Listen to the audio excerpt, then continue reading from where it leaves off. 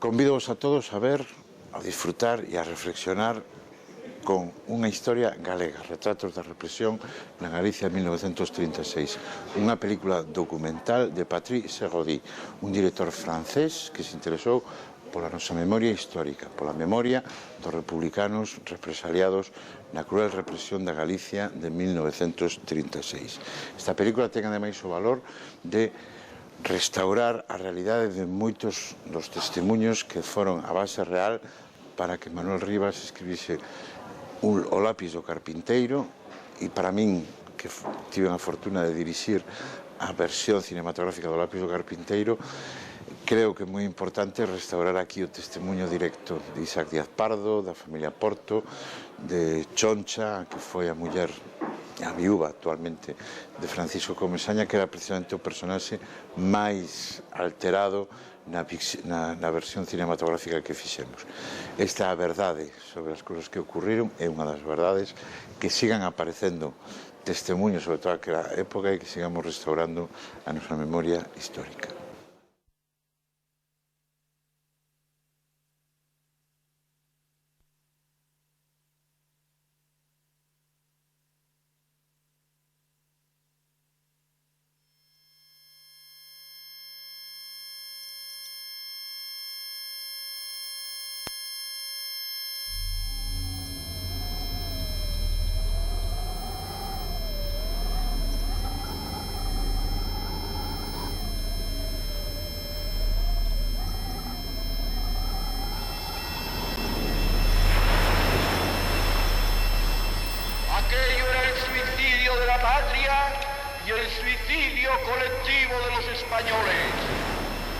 Nos alzamos por la España mejor, nos alzamos contra la decadencia, nos alzamos para contener aquella ola de exterminio, aquella lucha de clases destructora de todos los valores, pero más destructora de todos del pueblo español, que lo hundía en el fango de la miseria, del odio, y hacía falta una revolución nacional, que diéramos nuestra sangre, que cercenáramos los miembros podridos para poder vivir una hora de plenitud y una hora de esperanza.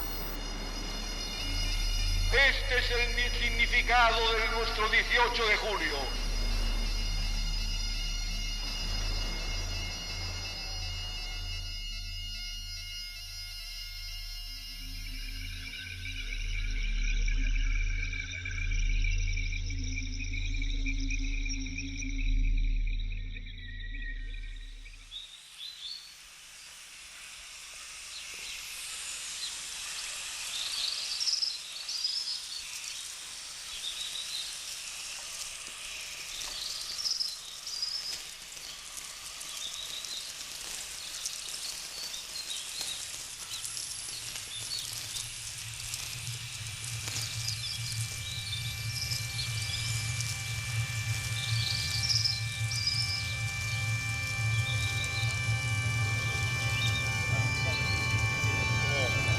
Era un domingo.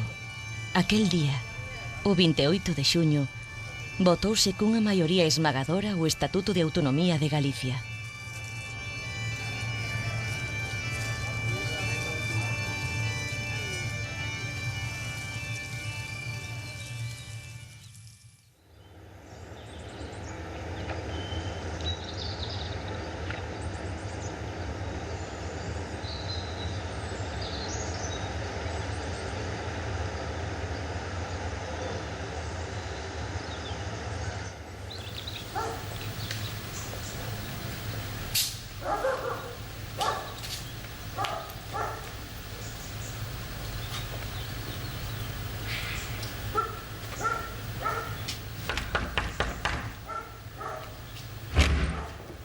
Hola, qué alegría verte, Manolín.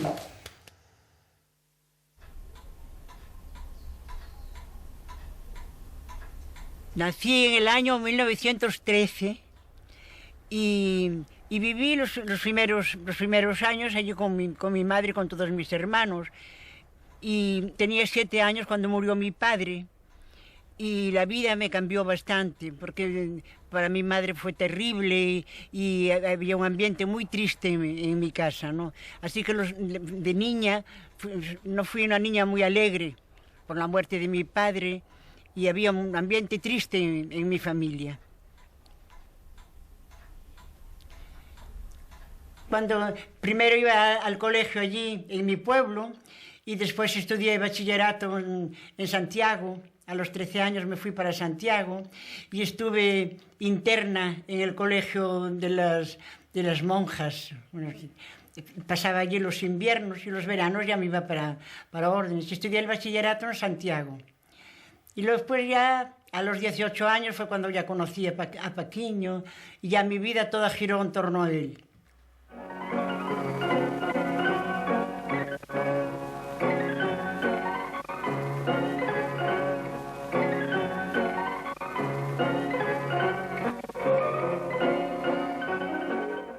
Iba yo con un sobrinito mío, iba paseando por la Herradura en Santiago y entonces pasó él.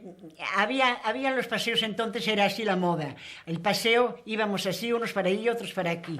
Y entonces las chicas, cuando nos gustaba un chico, nos timábamos, nos mirábamos, le llamábamos timarnos, que nos timábamos. Y entonces pues paseábamos. Y cuando pasábamos nos mirábamos, los dos nos mirábamos. Y una de las veces que pasó, le dio una flor al sobrinito que llevaba yo de la mano. Y entonces yo le cogí la flor y la cogí para mí. Y a la vuelta dice Paco, la flor no era para ti, que era para el niño. Y a mí me dio tanta rabia y dije, ay, qué tonto. Y entonces ya siguió hablando conmigo y así fue como nos conocimos.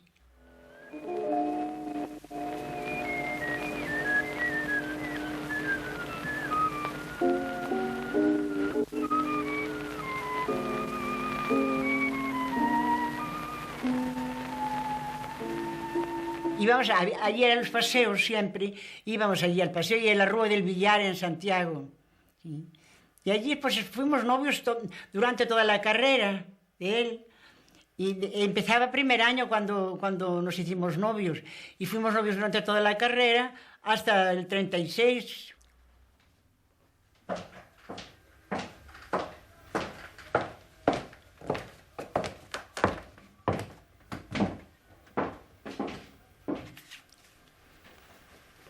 Esta foto nos la hicimos en Santiago, en la Herradura, cuando éramos novios. Estaba muy enamorada, iba con muchísima ilusión. Era en el año 31, 32. 1931, ano da proclamación da Segunda República. Francisco Comesaña, o mozo estudante de medicina, militaba nas xuventudes socialistas e defendía as súas ideas con enerxía.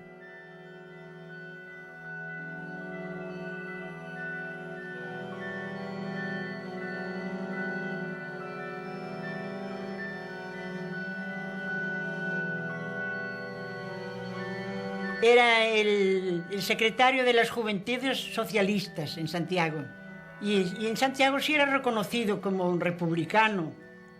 Y llevaba un libro, y cuando yo vi el título, la religión es el opio de los pueblos. Y a mí aquello me pareció tremendo. Yo acababa casi de conocerlo y pensé yo, ¿cómo sé? ¿Qué será? ¿Qué clase de persona será este que trae este libro? Sí.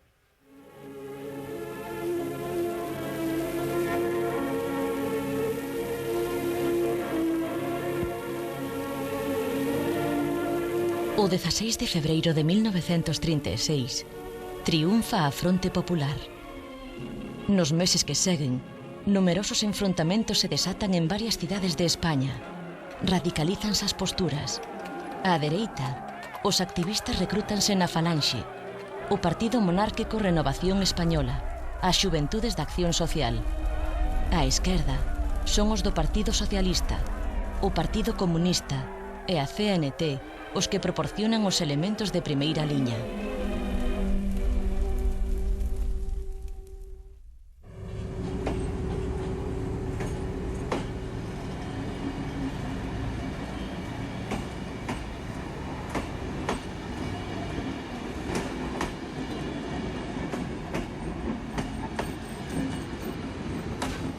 Había una señora muy amiga de la mamá de Paco, que su hijo era un destacado dirigente era no fascista, pero era falangista. Era falangista. Y entonces la madre de le dijo a mi suegra, a la madre de Paco, saque a Paco de aquí, porque aquí va a venir una muy gorda y Paco corre peligro. Pero Paco no quiso. Entonces la madre dijo, Paquiño, vámonos y vamos a Portugal. Y nos vamos y él no quiso. Dijo, no, porque me voy a salir de aquí si yo no cometí ningún delito ni nada, no tienen por qué detenerme ni hacerme nada. Yo estoy aquí muy tranquilamente. Yo creo que nunca pensó que iba a venir una guerra civil ni que iba a pasar todo lo que pasó. No, él participaba y de una manera muy sana y muy tranquila, pensando que que había que luchar porque hubiera gente que no estuviera tan mal como había, que no hubiera esas diferencias tan grandes que había, ¿no? Él era un idealista. Na noite do 17 de xullo, baixo o mando de 3 xenerais, Emilio Mola, Francisco Franco e Miguel Cabanelas, empeza o alzamento militar contra o goberno da República. En Galicia, vese sofocada nunhas poucas horas a resistencia dos republicanos. As autoridades civís e os oficiais leais á República néganlles aos partidos de esquerdas as armas que lles pediron. O coronel Cánovas decreta o estado de guerra. Arrestan ao gobernador civil, aos xenerais e algúns oficiais. En Vigo e Ferrol manifestase unha forte resistencia obreira que aniquilan a xiña. Dende hai varios meses, estableceron listas. Xa pode desatarse a represión.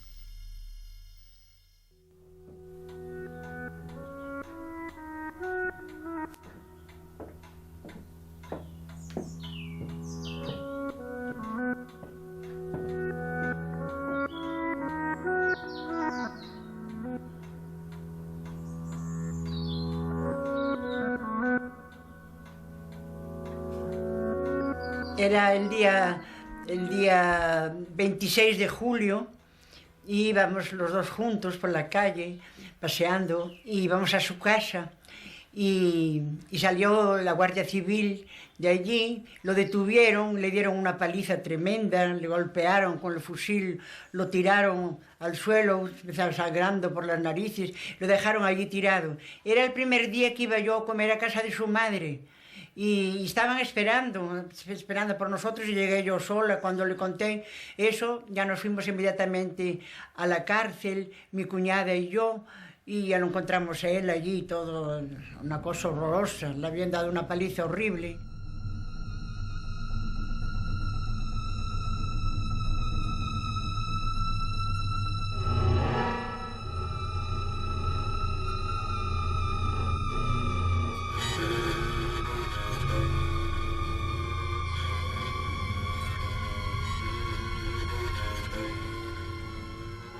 Iba a verlo, pues mientras estuvimos en Santiago, al principio pensamos que iba a estar nada más unos días, que era una cosa que no iba a tener importancia, no nos imaginábamos que la cosa iba a ser tan seria como fue.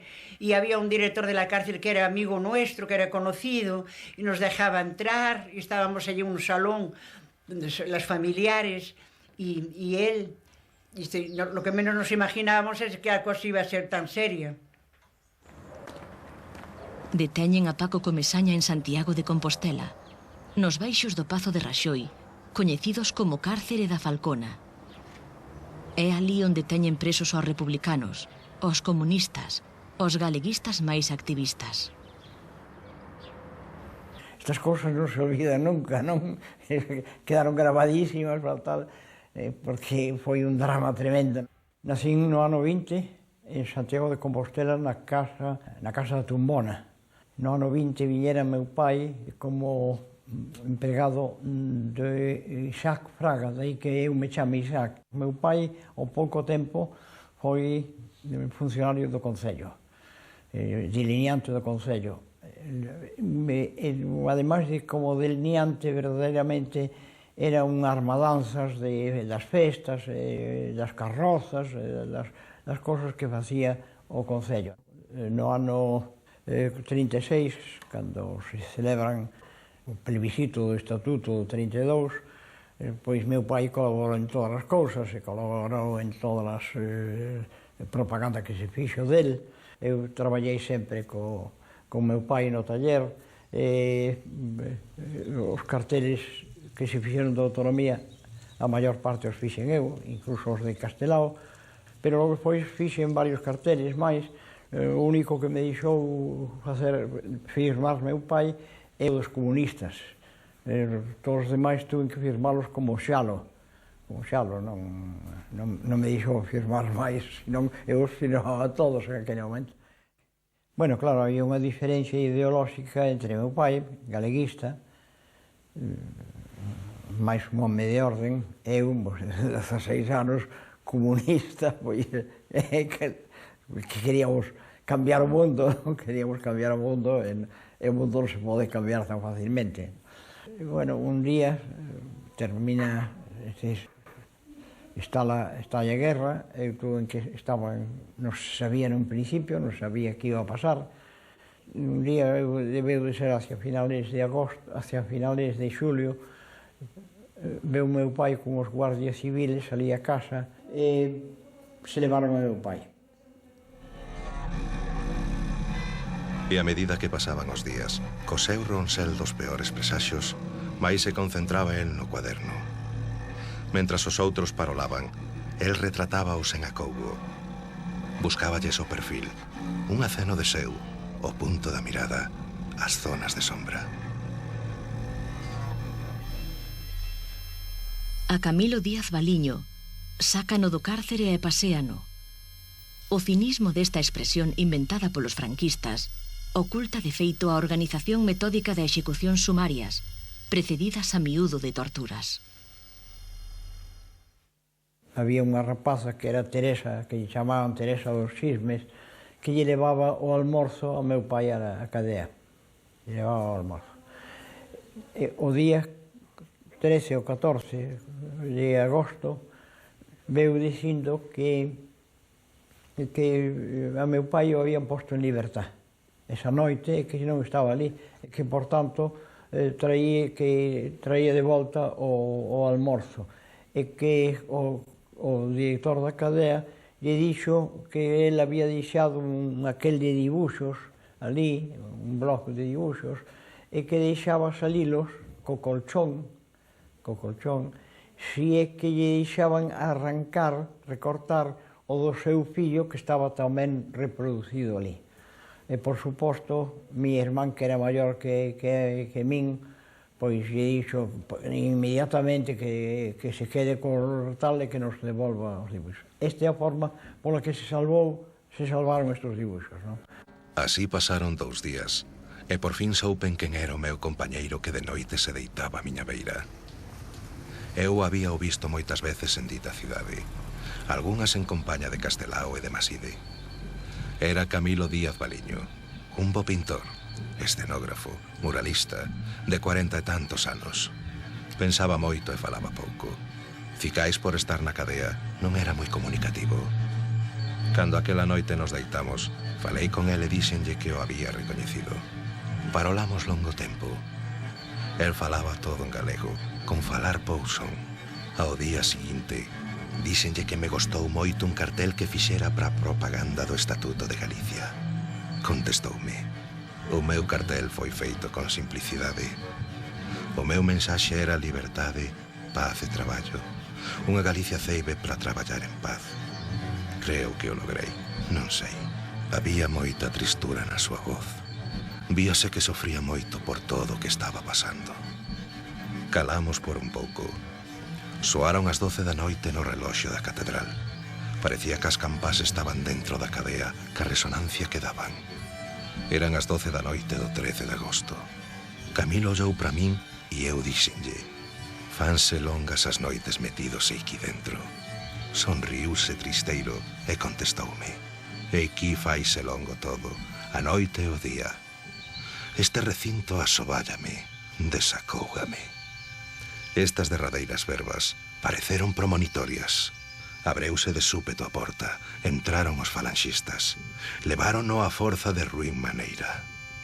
O berro chegounos moi ao fondo da nosa alma e sentimos a tortura queimante e a tristura da morte. Quedamos hilandeiros. Na cadea de Santiago escomenzaban os días máis mouros da súa historia. Fitando para a bóveda de pedra, pensaba que lonxe ficaba a liberdade. Esas pedras eran os sisiloxos testigos, o testimonio de tan salvaxe crueldade.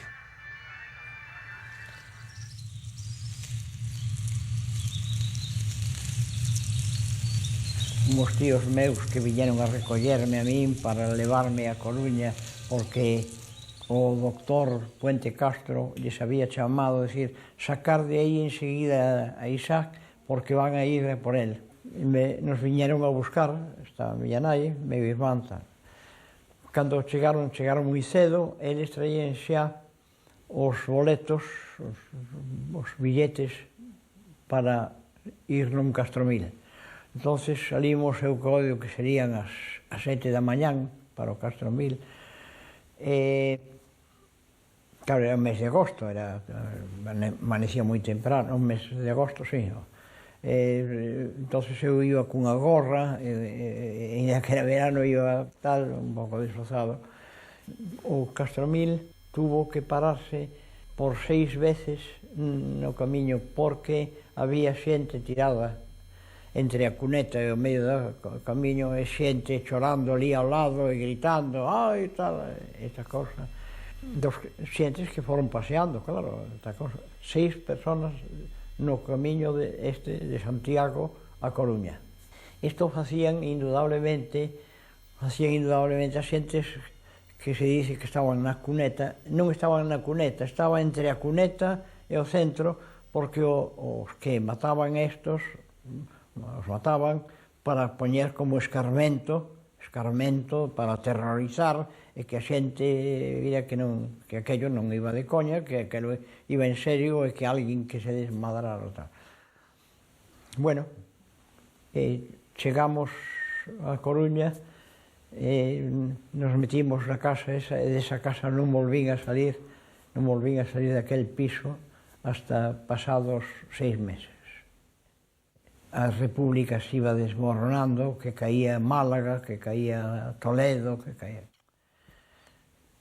Foi un drama tremendo, non?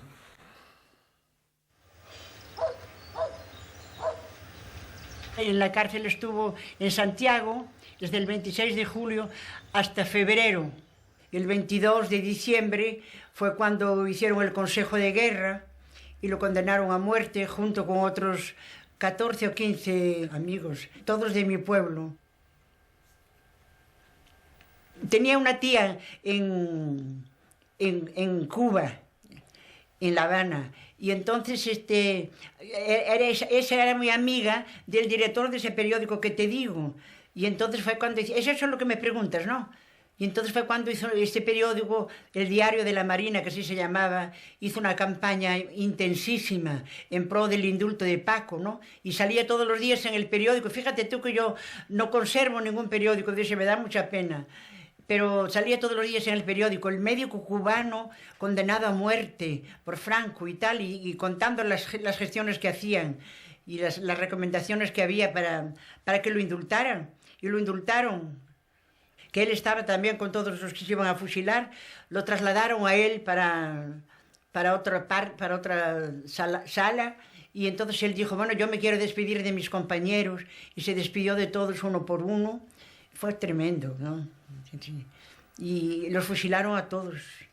Y recuerdo que fuimos a verlo, ese mismo día fuimos a verlo, y cuando llegamos, Paco estaba emocionadísimo. Y nos dijo, no quiero ver una cara alegre, no quiero ver una cara alegre. Esta vez me emociono yo, porque acaba de pasar una desgracia muy grande, no quiero ver una cara alegre, así que por favor, os pido por favor que os marchéis. Y nos marchó.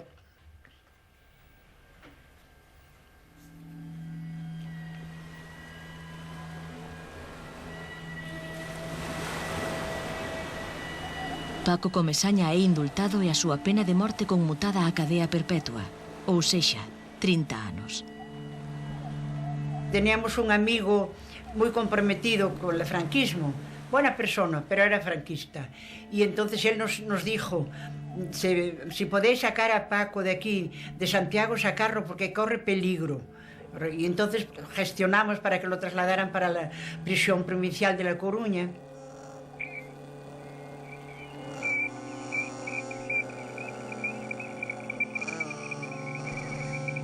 A prisión provincial de A Coruña, construída en 1927 como cárcere modelo, é concebida para acoller a 300 presos. Agora ben, nos primeiros meses de alzamento, máis de 2.000 persoas entre homes e mulleres amoréanse dentro. Obrigados a dormir nos patios, os presos van vivir en lamentables condicións de hixiene.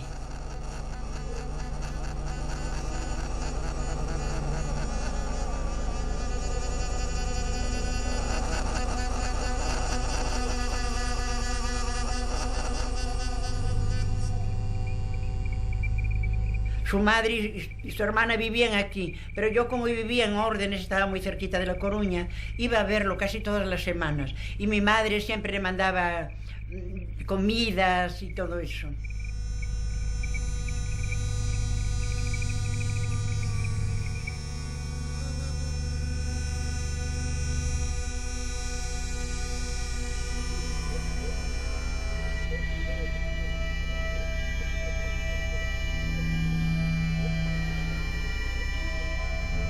Era una montaña que había bastante lejos de la cárcel. 1 o 2 veces iba, porque él me decía, yo no lo veía, pero él nos veía, se quedaba todo contento.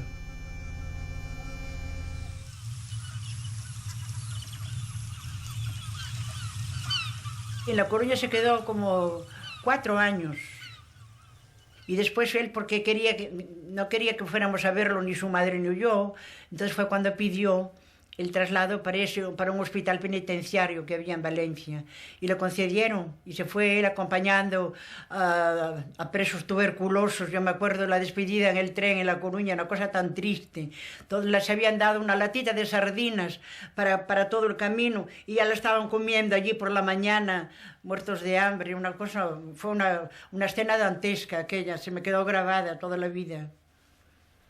Pues esto era en el mes de febrero, y él había dicho al cónsul de Cuba que si había alguna posibilidad de que expulsaran a los cubanos, de que los expulsaran para allá, que entonces que le avisara, porque quería casarse y porque me quería que yo fuera con él, ¿no? Y entonces fue cuando hubo una orden de concentrar a todos los cubanos en la prisión de Vigo para expulsarlos, ¿no? Y entonces a él lo trajeron desde Valencia para Vigo en tren. Y él me había dicho, vete a recibirme a Monforte y solicita un permiso para que te dejen viajar conmigo. Y veníamos los dos con una pareja de la Guardia Civil, veníamos los dos juntos en tren desde Monforte hasta Redondela. Y en Redondela se quedaron todos los exagenarios, todos se quedaron en Redondela para ir en el lazareto de San Simón. Y Paco lo llevaron hasta la prisión de Vigo.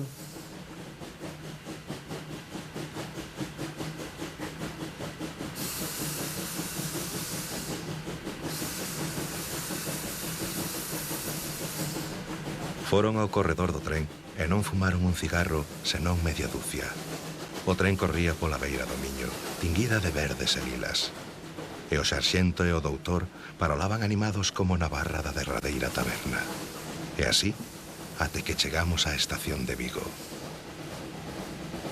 Y entonces Paco se levantó, empezó a hablar con un guardia, y hablar, nosotros estábamos molestas porque estuviera tanto tiempo hablando con el guardia, que era tiempo que perdía de estar con nosotras. Y ya cuando estaba el tren entrando en Vigo, entonces se acercó él y me dijo, ¿cuál es aquí el mejor hotel de Vigo? Y dije, yo no sé, yo estaba medio enfadada. Entonces fuimos al hotel y le dije con una pareja de la Guardia Civil, con el que le había autorizado para eso, Él le dijo, mire, estoy casado, esta es mi mujer, es la primera vez que vamos a estar juntos. Y los guardias tienen en su corazoncito. Le dijeron, si encontramos a algún conocido antes de llegar allí al hotel, tenemos que entregarlo.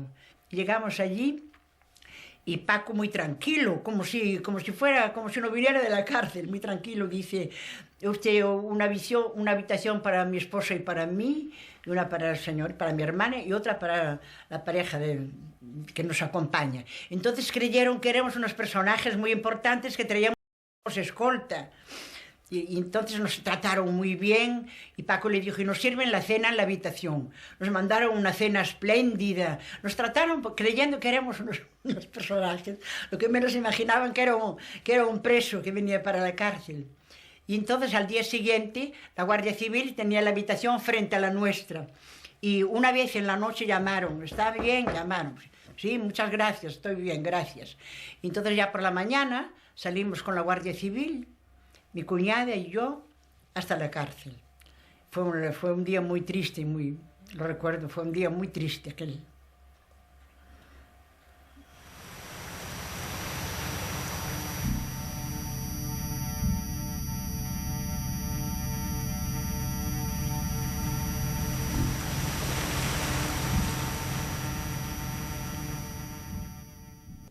Despois de 6 meses de estar ali encerrado, pois empecé a salir e a traballar nun taller de pinturas que había sido o discípulo de meu pai, o dono del.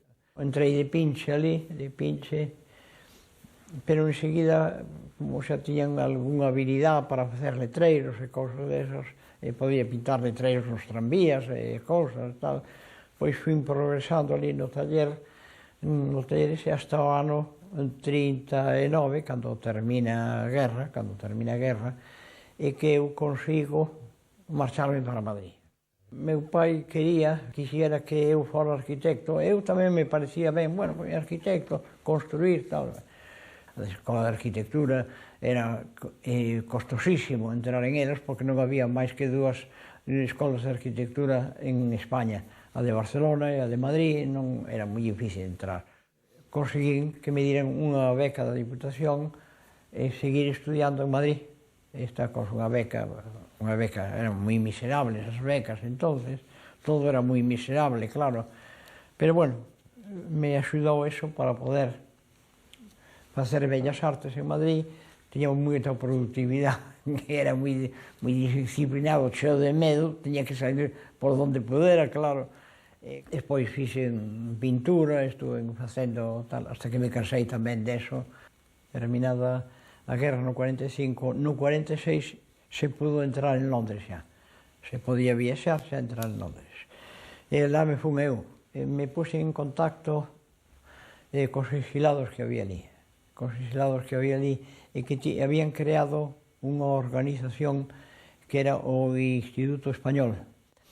Ali conocín a Torner, a Martínez Torner, a Cernuda, Luis Cernuda, unha serie de exilados importantes e que vin que me dou a idea de que afortunadamente non se había perdido todo, porque estas xentes tiñan unha conciencia, unha idea do país, unha idea da liberdade das cousas que en España, na España franquista, non existía, non? Bueno, isto me axudou moito a min a pensar de que había que cambiar as cousas, que estar facendo de pintor en España franquista non tiña sentido ningún, e de aí é como eu fago de crear este laboratorio de cerámica no Castro, tal, que dá lugar a unha fábrica. E eso ten logo depois unha proyección en América no ano 55, tamén con exilados. Isto é o que logo despois Luis Seoane máis eu recollemos e creamos unha institución que é o Laboratorio de Formas, que non ten máis función que a de recuperar memoria histórica de Galicia. É dicir, crear unha editorial que foi o primeiro que fixo. Luis Seoane dixo, o primeiro que hai que facer É un editorial, é el mismo que lle coloca o nome, Edicións do Castro, non edicións, sino edicións, así, sin N, sin a N. Mentres Paco está no cárcere en Vigo, revisan o seu expediente. A súa pena de 30 anos rebaixas a 6 anos e un día. En 1944, leva preso máis de 7 anos. Póñenno en liberdade. Cuando salió él fue una emoción tan grande, una emoción grandísima, grandísima.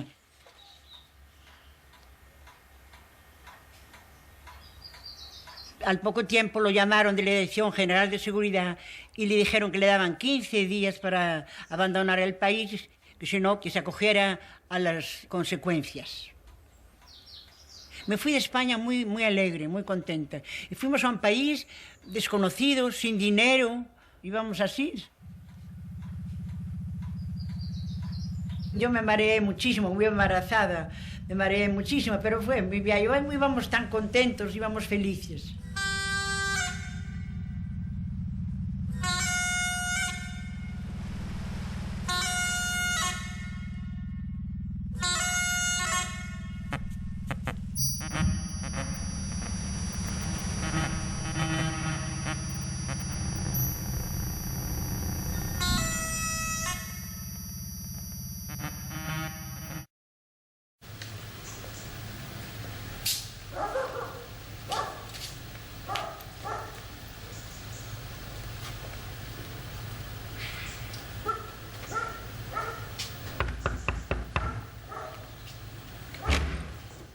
Hola, ay, qué alegría verte, Manolín. Ay, qué alegría. ¿Qué tal? Qué bien, ¿verdad? Sí, ¿verdad? Qué bien, qué gusto verte. Muy bien, muy bien. Da Tiene muchísimas ganas. muchísima alegría. Muchísimas ganas. Así Tenía que muchas está- ganas de verte y está hacía todo mucho bien. tiempo que no nos Sí, veíamos. muchísimo. Muchísimo. Bueno, dimos un paseo por aí.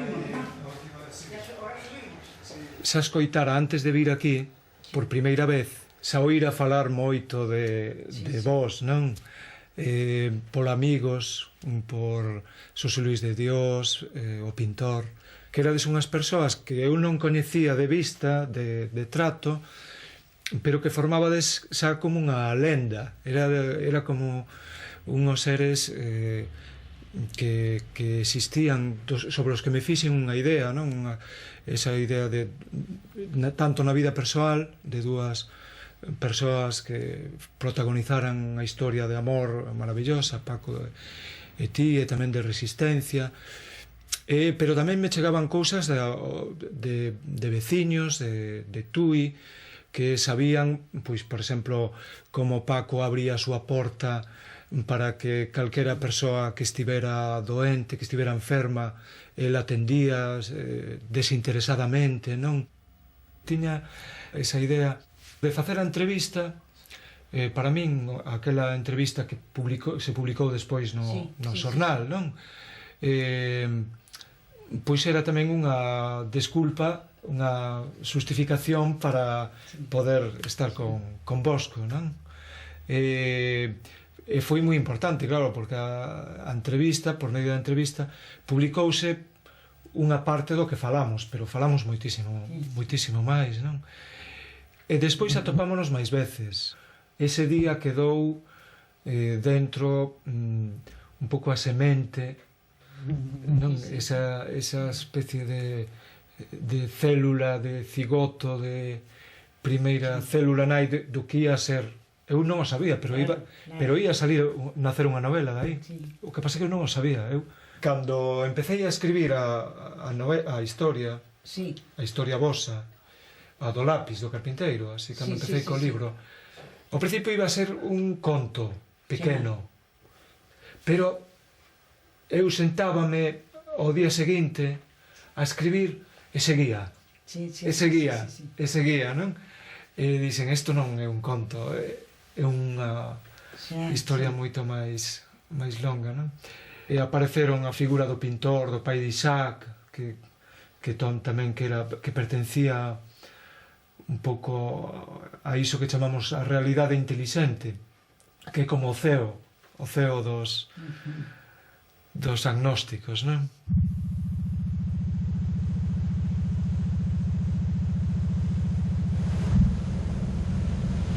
levábanos andando ao campo da Rata, na beira do mar. Ás veces, durante as descargas, as aspas de luz do faro de Hércules facían resplandecer aos fusilados que levaban camisa branca. O mar bruaba nos cantís de Punta Herminia a San Amaro como unha vaca entolecida nas fiestras das manxadoiras baleiras. Despois de cada descarga, sentíase un silencio de laio humano, até que recomenzaba a ladaíña da vaca tola.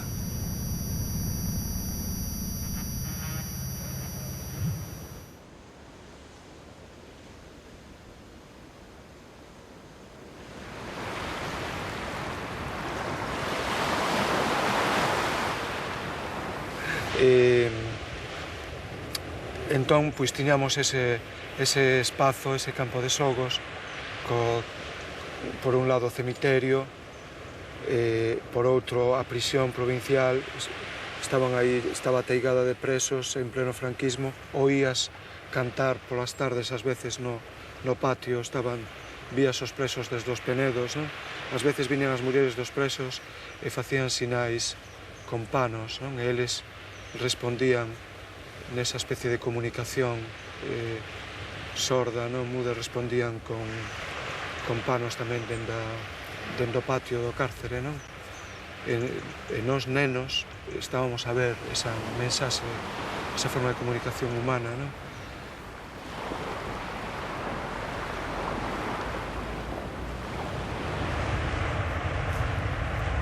Había un lugar semioculto, unha especie de territorio agochado do subconsciente da cidade, un lugar cuberto de bouza, de maleza, perto do mar. Ás veces pasaban polos penedos os mariscadores, mas era un sitio que era misterioso, que aí de nenos sabíamos que había algo oculto, non? Pouco a pouco ian saindo os rumores, non?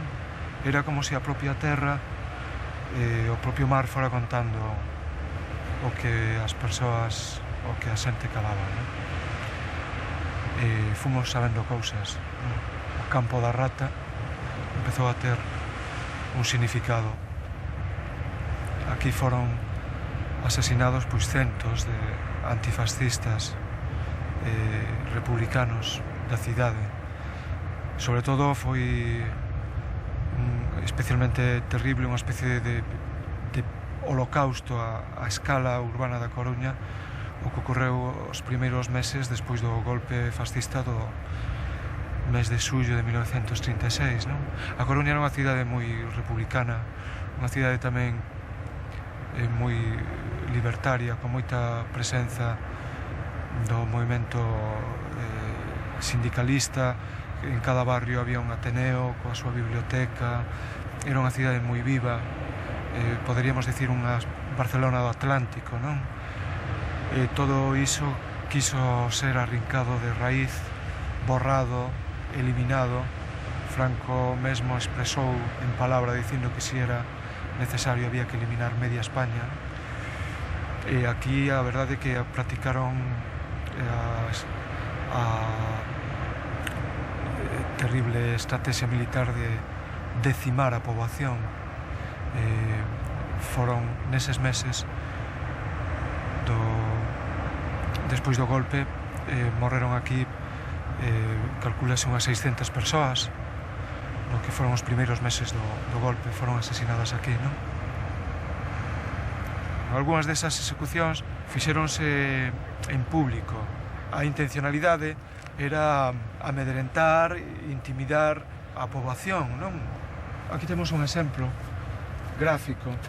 É unha foto que foi milagrosamente conservada, a verdade, porque hai moi poucas testemunhas, non? Esta é unha foto dun fusilamento. Aquí están formadas tropas e tamén persoas que acudiron a esa execución pública. E aquí ao fondo pode verse o poste onde está amarrado a persoa que vai pasada polas armas, non? Asasinada.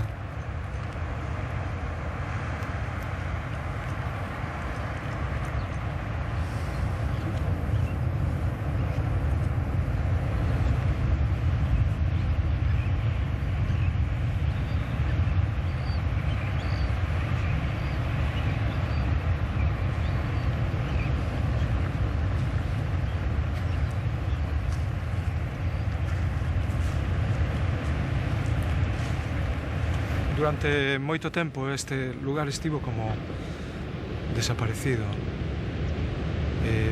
como rodeado pola que poderíamos chamar a suspensión das conciencias.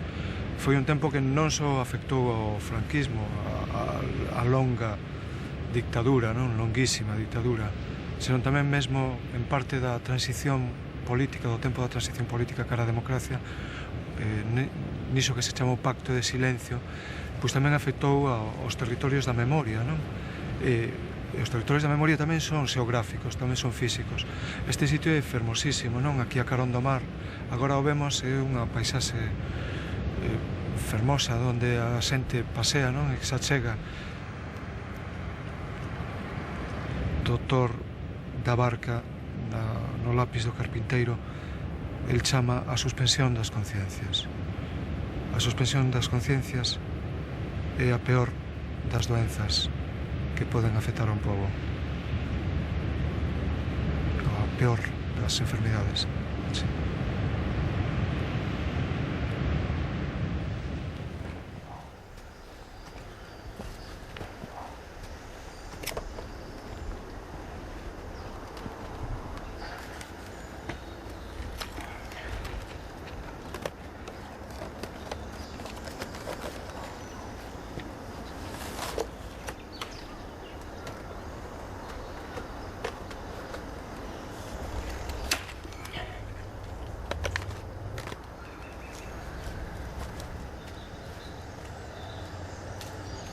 Me fui embarazada de 6 meses. A los 3 meses nació mi hijo allí en La Habana, en la clínica que se llamaba Hijas de Galicia. Y los cubanos se portaron maravillosamente bien, porque cuando llegamos los periódicos empezaron a... Salíamos siempre en primera plana. El médico cubano condenado a muerte por Franco y que se salvó gracias a las gestiones del gobierno cubano. Entonces por eso salíamos siempre. Y venían a visitarnos muchísima gente. Mucha gente, muchos cubanos venían solamente a conocernos por lo que decía la prensa. Muy solidarios, gente muy cariñosos y muy buenos.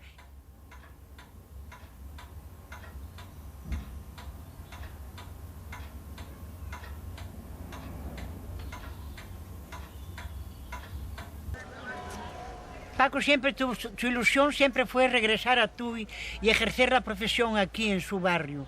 Pero tardamos 33 años.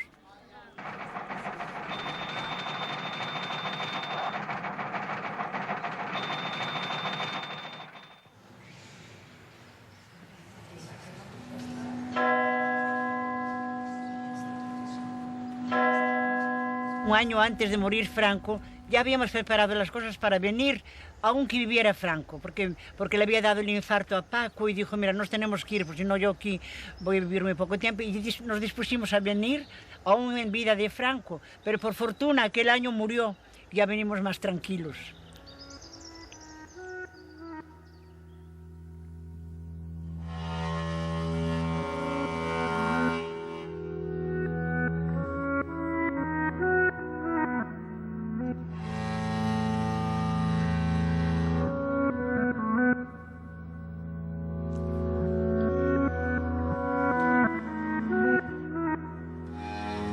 Del barrio venían los vecinos, esos vecinos que son los zamoranos, y ahí todos eran clientes de él. Venían los niños, los mayores, todos. El mayor, el padre de todos, una vez vino aquí y dijo, mire, doctor, si hace falta mi sangre, yo doy mi sangre por usted. Sí, era muy cariñoso, lo quería mucho.